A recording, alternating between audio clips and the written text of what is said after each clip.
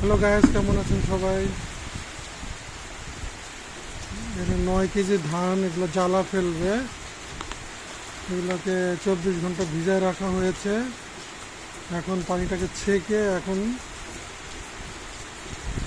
এটাকে জাগ দিবে, ডুলে করে কলা পাতা দিয়ে মুড়ায় রাখবা না এখন? হ্যাঁ, মুড়ায় রাখবা। পরে তোমার 2 দিনে হ্যাঁ 2 দিন হরে কে রোলার বর হি কে রোল 2 দিন পর এটা এই অঙ্কুর বের হবে। হ্যাঁ, মানে গোড়াটা বের হইলে পরে এটা খেতে খেতে ছিটায় দিবে। এইভাবে এটাকে জ্বালা তৈরি করবে। সেই জ্বালাটা আবার কয় মাস পরে ভাঙে?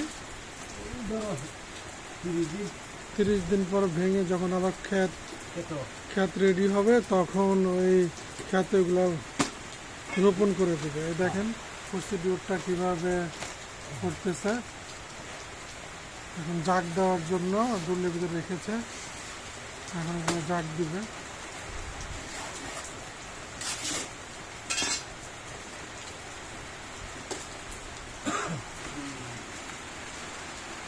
এভাবে ঢেকে রাখবে। এটা কয়দিন রাখবা? ঢেকে 2 দিন।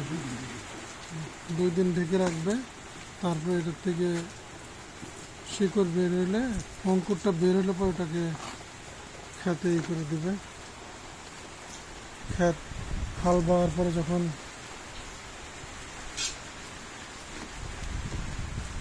ছিটাই দিবে, ছিটাই দিলে এখান থেকে যখন জ্বালাটা আস্তে আস্তে বড় হবে 1 মাস পরে, তখন এগুলোকে খেতে রোপণ করবে। মোটামুটি জাগ দেওয়ার জন্য রেডি হয়ে গেছে। আর কিছু দেওয়া লাগবে?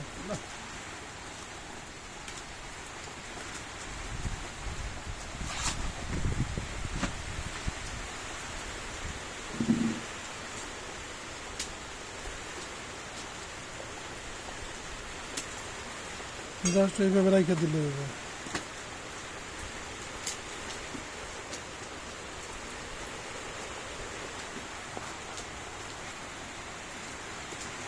দেখেন এইভাবে কলা পাতা মুড়া হয়ে দিচ্ছে।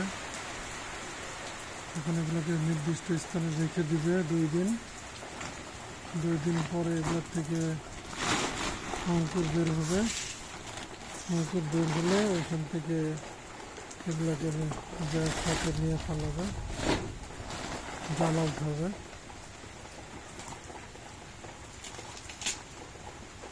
পরে আবার আপনাদেরকে রিভিউ দেখাবো। ভালো থাকবেন, সুস্থ থাকবেন সবাই।